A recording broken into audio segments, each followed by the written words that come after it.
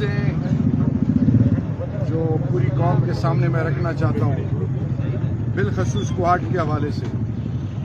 سب سے پہلے تمام تعریفیں رب اور رب کے محبوب کی ہیں۔ میرے کوہاٹ کے باسیوں،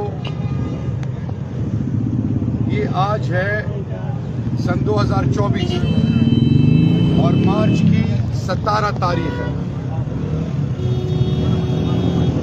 سن 2022 اپریل میں ہماری حکومت گئی، 16-17 ماہ پی ڈی ایم کی حکومت رہی، اس کے بعد 6 مہینے سے زیادہ انٹرم حکومت رہی، اور اس تمام پیریڈ میں صرف آپ کے سامنے کچھ چیزیں سامنے رکھنا چاہ رہا ہوں۔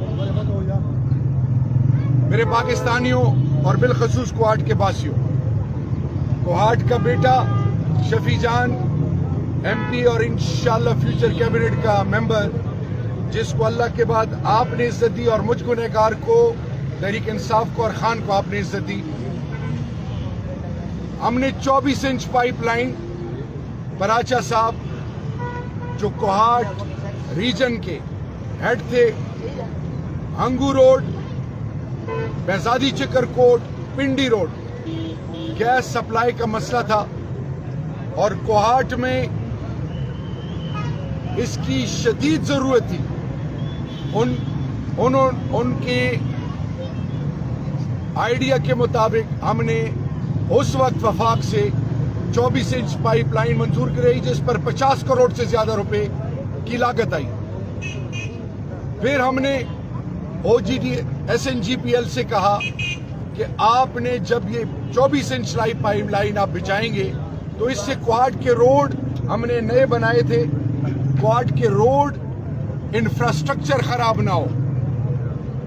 تو میرے کوہاٹ کے باسیوں، ہم نے جب دیکھا کہ پی ڈی ایم کی حکومت آئی اور 6 ماہ انٹرم سیٹ اپ، تو کوہاٹ کے روڈوں کا جو حال انہوں نے کر دیا، کیونکہ میں 11-11.5 مہینے پابند سلاسل تھا، پہلے جیل میں تھا، پھر اسلام آباد اور گھر تک محدود تھا، تو جب مجھے 26 جنوری کو میں کوہاٹ آیا اور میرے پاس صرف اور صرف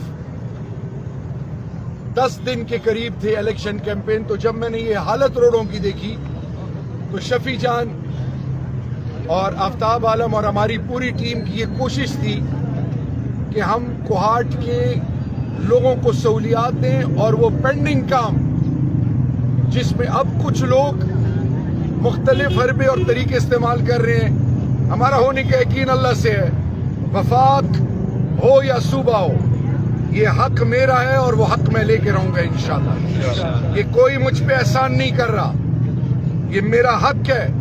تیل اور گیس وفاق کو اور بجلی میں دیتا ہوں، اور وفاق کا کام مجھے عزت دینا ہے۔ یہاں کے لوگوں نے شفیع جان اور مجھ پہ اور آفتاب عالم پہ اعتماد کیا ہے، عمران خان اور علی امین پہ اعتماد کیا ہے، تو میں زیادہ ڈیٹیل میں نہیں جانا چاہتا۔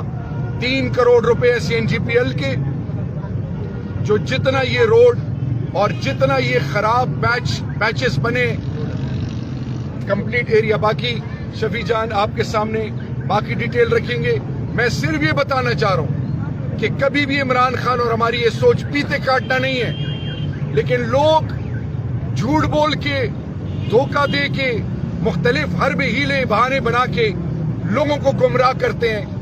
اور میں پہلے بھی کہتا رہا ہوں کہ میں کبھی بھی، میرا ہونے کا یقین ان چیزوں سے نہیں ہے، اس میں عزت نہیں ہے، عزت اللہ کی رضا میں ہے اور اللہ سے ہونے کے یقین سے آپ کی عزت ہے۔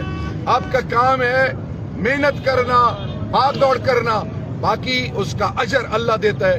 تو میں ایک دفعہ پھر تمام وہ لوگ جو اس کے ذمہ دار ہیں، چاہے وہ گورنمنٹ کے کی اسٹیک ہولڈرز ہیں، یہ سی این ڈبلیو اس کو کر رہی ہے، سی این ڈبلیو کر رہی ہے اور ہائی وے ڈویژن، بس آپ اس کو مہربانی کریں، یہ کوالٹی کام ہونا چاہیے۔ جب یہ 2-3 دن بعد کمپلیٹ ہوگا، میں دوبارہ آؤں گا شفیع جان کے ساتھ۔ شفیع جان پہ آپ۔ بسم اللہ الرحمن الرحیم۔ سب سے پہلے تمام میڈیا کا شکریہ۔ یہاں جیسے شاعر بھائی نے بات کی کہ تحریک انصاف کو کوہاٹ کے عوام نے ایک بار پھر عزت دی، کوہاٹ نے وفاداری نبھائی عمران خان کے ساتھ، اور یہ اسی کے ثمرات ہیں. 16 مہینے پی ڈی ایم کی گورنمنٹ نے جو حال اس شہر کا کیا وہ آپ سب کے سامنے ہے. تو اسی جو روڈ کٹنگ تھی ہماری، جو سب سے بڑا مسئلہ تھا کوہاٹ کی ٹریفک کا، تو اسی سلسلے میں آج ہم یہاں پہ آئے ہیں اور یہاں پہ انشاءاللہ آج سے کام شروع ہو گیا ہے اور یہ اگلے 10 دن میں پورا ہوگا. تو تمام CNW کا، ہائی وے ڈویژن کا، شہریار افریدی صاحب کا، تمام کوہاٹ گیروں کا جنہوں نے تحریک انصاف کو ایک بار پھر پارلیمنٹ تک ہمیں پہنچایا. اور ہمارا سنگل موٹیو ہے کہ ہم عام آدمی کی زندگی کیسے بہتر بنائیں. عام آدمی کو زندگی کو بہتر بنانا ہمارا موٹیو ہے، اور جو مینڈیٹ ہم سے چھینا گیا ہے انشاءاللہ وہ بھی واپس لیں گے. اور انشاءاللہ کوہاٹ کو ایک بار پھر کوہاٹ کو ایسے ضلعوں میں انشاءاللہ شمار ہوگا جو بڑے بڑے شہر اس کے ساتھ نام لیے جائیں، کوہاٹ کا نام بھی اس کے ساتھ لیا جائے گا. تو اسی سلسلے میں یہ روڈ کٹنگ ہے، یہاں سے ڈوڈا چوک تک ہوگی. جو بھی یہ روڈ کٹ ہوا ہے یہ پورا پریپیئر ہوگا. جیسے شہریار افریدی صاحب نے کہا ہم دوبارہ آئیں گے، کوالٹی بھی چیک کریں گے، اور انشاءاللہ اگلے 10 روز میں یہ تمام پیچ آپ کو کمپلیٹ کر کے لیں گے اور اس سے ٹریفک کا مسئلہ حل ہوگا. شہریار بھائی، ایک سوال ہے اسی حوالے سے، گیس کے حوالے سے سوال ہے. آپ نے چند سال پہلے حفص آباد کا افتتاح کیا گیس کا، چنڈی پھاٹا کے ساتھ تختی لگی ہے. اس کے بعد پھر عباس افریدی نے بھی افتتاح کیا، پشاور چوک کے ساتھ تختی لگی ہوئی ہے، لیکن کام ابھی تک نہیں شروع ہوا. لوگوں کا درینہ مطالبہ ہے، اس پہ کب کام شروع ہوگا؟ دیکھیں، میں کوہاٹ کے لوگوں کے سامنے اچھی یہی بات ہے، حقیقت کھل کے سامنے آنی چاہیے. میں آپ کو یہ بتاتا چلوں کہ جب کوہاٹ کے 8 ٹوٹل 9 یونین کاؤنسل تھے، جس میں علی زئی، شیرکوٹ اور استرزئی، نصرت خیل 4، پھر اس کے بعد خوشحال گڑھ، چورلکی، ریمیننگ ڈوڈا.